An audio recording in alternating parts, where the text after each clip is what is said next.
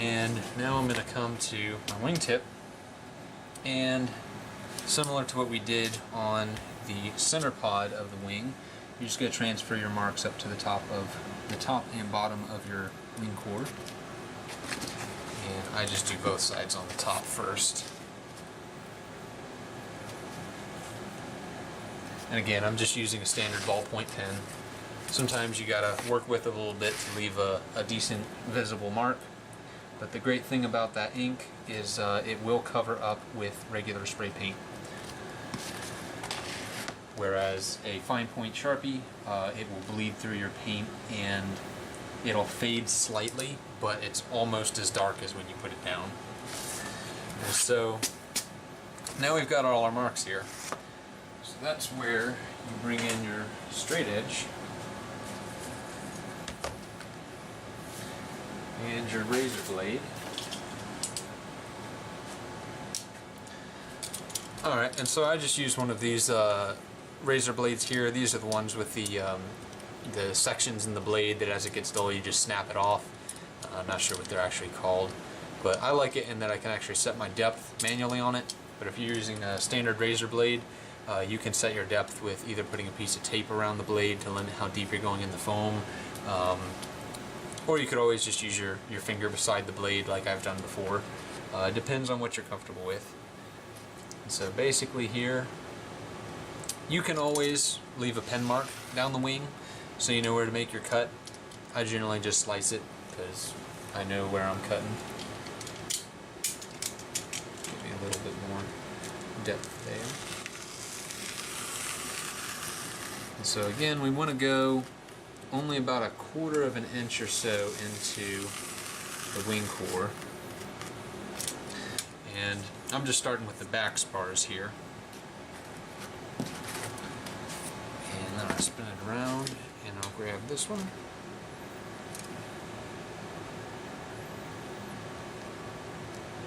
You basically want to line your straight edge up with the edge of your mark where it comes to the seam in between your center pod and your wing panel. And you want to try and make these cuts as close to vertical as you can. The more vertical these cuts are, the better reinforced the plane is going to be. And I'm just deepening that up a little bit. Alright, and so I always stop at these 2 points in here, and this is where you can take one of your spars and at that convenient angle there, that should be about the right angle that you can hold those right there in between those 2 points, and that's going to get you that nice arch. And I generally mark this out really fine with a pen. So now you've got that really fine arch drawn right there for you to make that one continuous spar all the way across the top of your wing. And this is actually the bottom of the wing, but you do the same thing top and bottom. And again, you only want to cut about 1/4 inch deep into the foam. And I always like to kind of push my thumb down so I see where my other cut ended and run straight into it. So now that that's done, I generally cut out the rest of my spars and then I come back and start feeding them into the foam. So once you get that cut in, good way to gauge your depth, and if you've got it deep enough, is you just push your spar in and just do a test fit.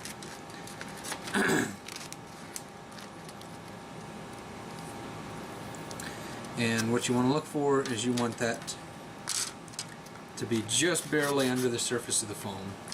And you can see on the video as I push it in that it'll kind of fade out a little bit. But it should just be under the surface of that foam. If you're not able to push that spar down to where it's just under the surface of the foam, you need to cut a little bit deeper. Now if you push it in and it sinks way down in there, you've gone a little too deep.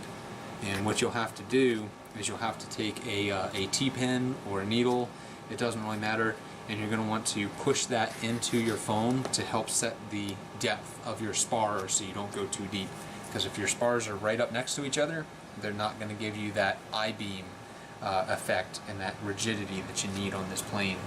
Because if any of you have seen this plane fly, you know it's pulling a lot of G's in the corners, so you need it as rigid as you can get it. So test fitting that spar, I'm happy with that depth, so I'm going to go ahead and continue, and I'll end up laying this spar in. Alright, and we are scoring our line on our other side. Again, my ruler actually sets a pretty good depth for my blade, but I also stick my finger there too, so that just is extra insurance to make sure I don't cut too deep on this. And again, the more vertical you can hold this blade, the better, because if those spars are lined up like this, they're going to be more rigid, where if you have one more angled like this, it's going to be more likely to actually warp around as you're pulling G's with the plane. So if you can get them top and bottom, well, this is side to side, but picture it top and bottom, you want your spars to be like that. It gives you that good sturdy I-beam. You also want to pay attention to your spars being shifted side to side like this too. So you want them as vertical as possible and as straight over top of each other as you could possibly get as well. Alright, and so here is a use for your wing beds. If you've not undone your spars yet, you can use the curve of your spars to mark out for this curve here. If not, you can just use the rest of the bottom portion of your wing bed to line up on your marks here. And again, with just a ballpoint pen, just make yourself a very light line showing where you need to curve that spar. And don't worry too much about this line if it's not perfect. The paint will cover it pretty well.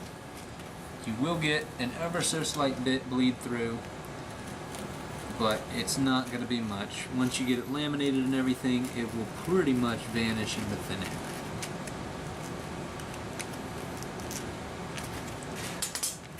And that is it. I got my spar cut in, and I already did the one corresponding to this on the bottom. Just got to cut out for the rest of my spars, and I am ready to start installing them. Alright, and for the spars on your leading edge, you want to come in, and I'll go ahead and make a mark, because it's best to get these as even as you can possibly get them. You want to come in about 3/4 of an inch, and you want to make yourself just a little reference mark there. And that's where we're going to start our score cut for this, because you want this center nose section to be somewhat supported by that spar. And I'll admit 3/4 of an inch isn't a lot, but it's enough. It'll get you that rigidity that you need. So just score that on out. Again, only going in about 1/4 of an inch and scoring that. And that, you should be able to spar both sides with one spar. I would definitely recommend putting the back side of the spar in first, such as this. Basically feed the back portion of your spar in first, clip it off even at the wingtip, and then the other side will be plenty long enough to be able to spar the opposite side of your wing, and you will have roughly about 1/2 inch of scrap, which you can't really do anything with. And just pitch it. So now I'm going to cut out for the other side. Sometimes this could be a little bit tricky. I'm just going to mark my 3/4 inch mark right here. And if you go a little bit farther or a little bit shorter, it's not that big of a deal. The biggest thing is that you do have a little bit of spar going into the center portion of this wing. Sit back with my straight edge.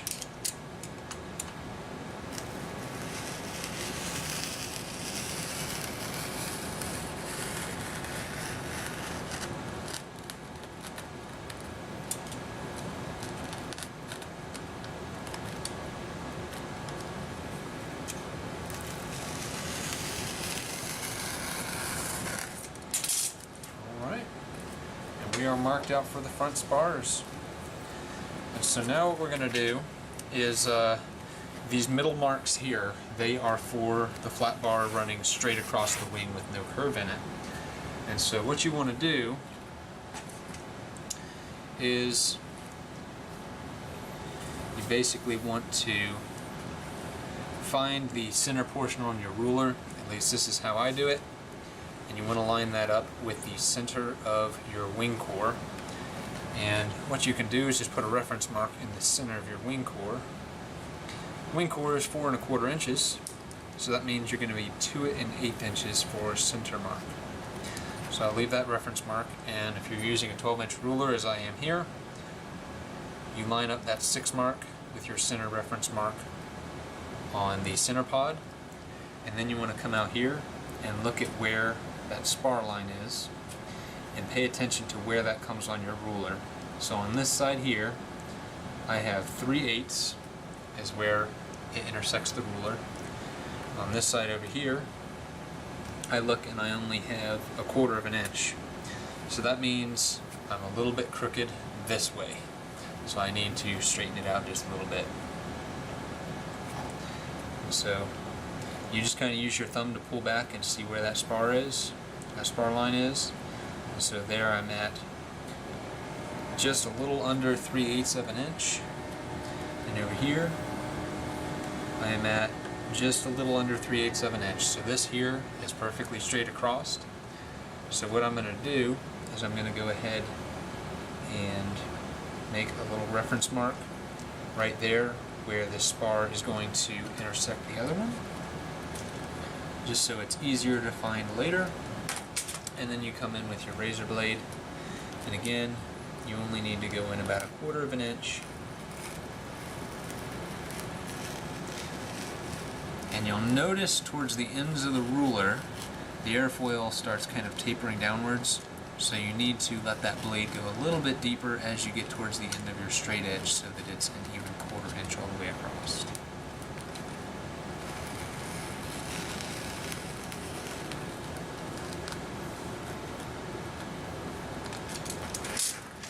So now those top spars are completely cut in, and that should pretty much intersect that other spar right there. And that should be pretty much all our support for the top of the plane. And as for the top of the plane, we're ready to start sparring. I just got to cut out for the bottom and we'll be all set.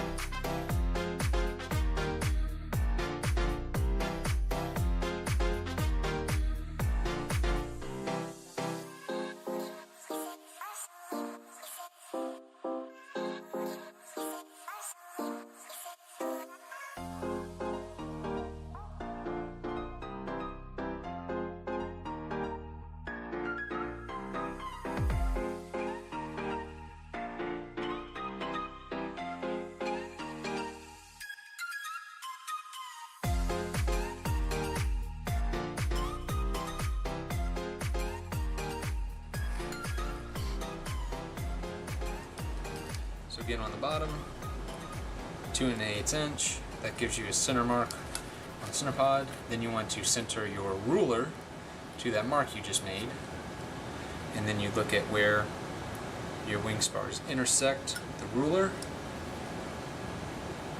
And once again, I actually did the exact same thing on the bottom that I did up top.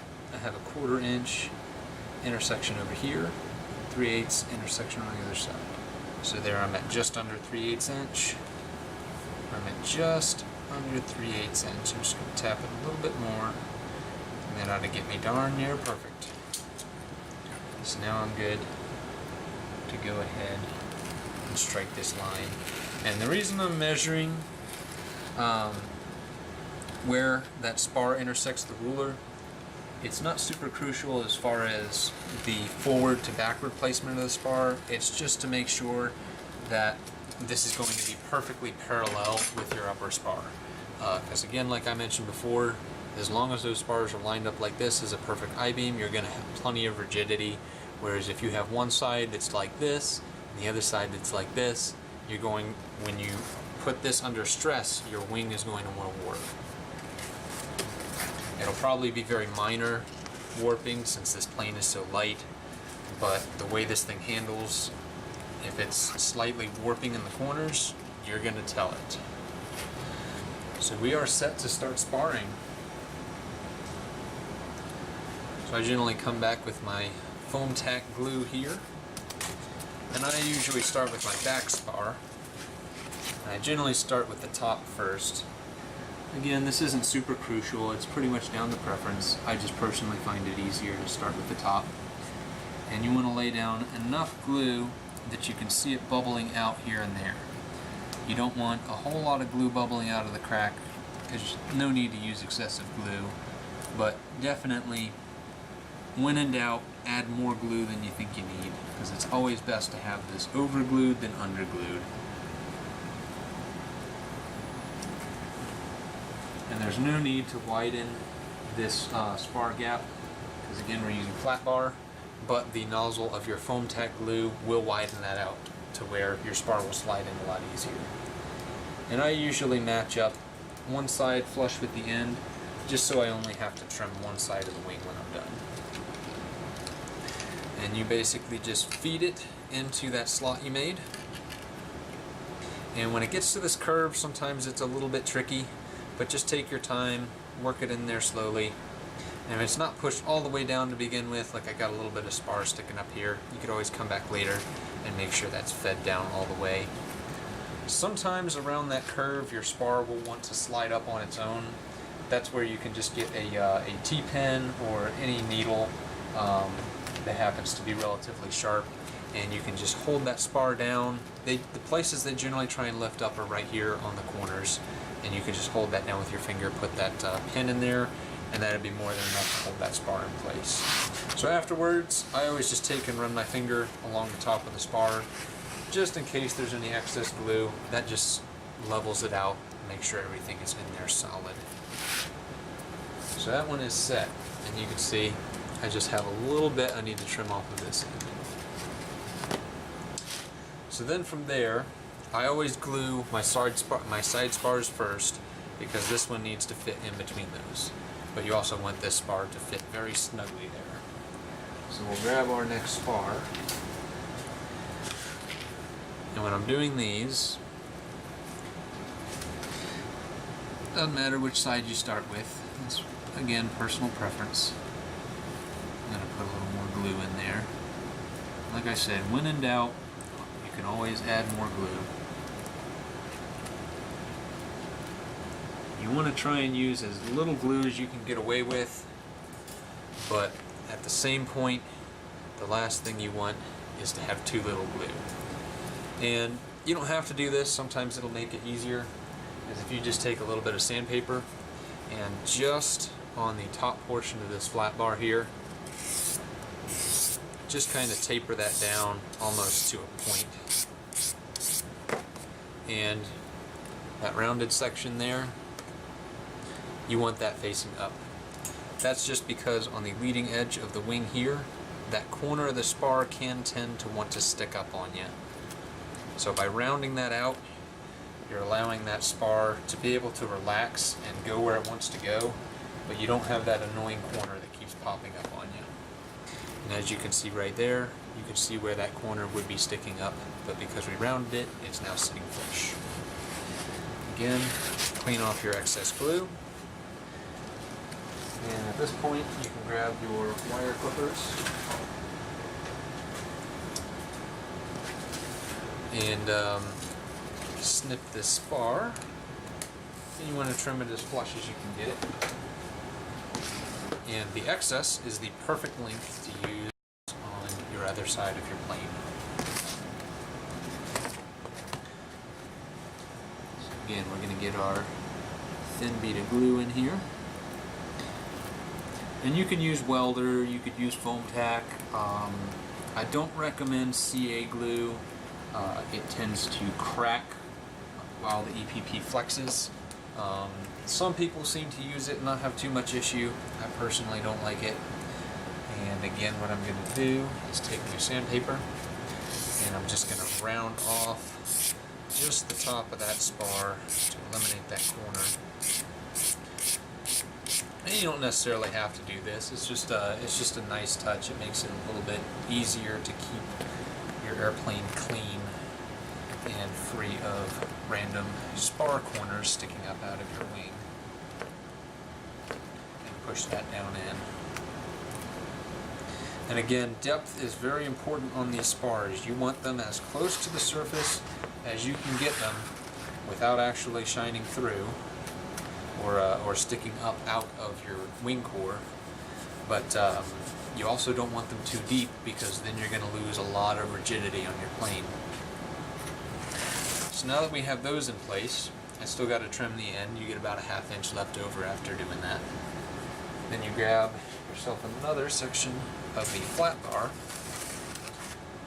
and depending on what your preference is, if you like to measure stuff out with a ruler, I personally like to cut stuff to fit. You want to feed the one side in and just gentle pressure. Make sure it's butted firmly up against the spar that runs down the side of the plane here. And we're just going to press fit this for now.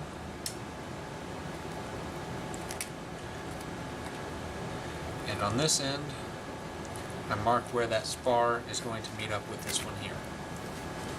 And this one, I generally like to cut slightly on the long side, because you can always hit it with a little sandpaper and bring it down to size. This, you want to try and get it butted up against both of those side spars if you can, because if you can actually have contact with it there, the tighter your seams are on the ends, the less likely your plane is going to want to warp. And I got that pretty well tight. I do need to sand just a hair off of it so it'll slip in there a little easier.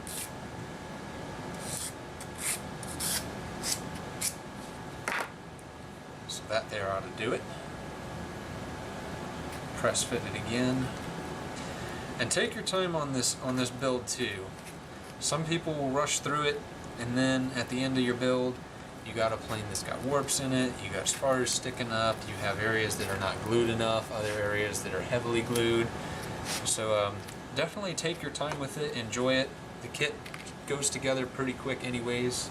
Yeah, just take your time and enjoy it for what it is, and know that where you put the time in here, you'll get it back later.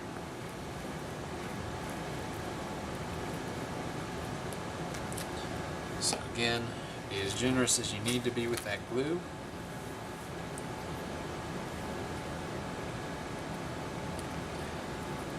And you'll notice another thing too is the spar does not slip into the foam as easily when it's dry, but as soon as you get that glue on there, it'll pretty much slide right in. And that is a fully sparred top of your Aurora. Got the cross-section spar here to support against warping. We got the solid spar running across the back of the plane, and we got our 2 spars in towards the leading edge. And we basically are copying this pattern perfectly on the bottom.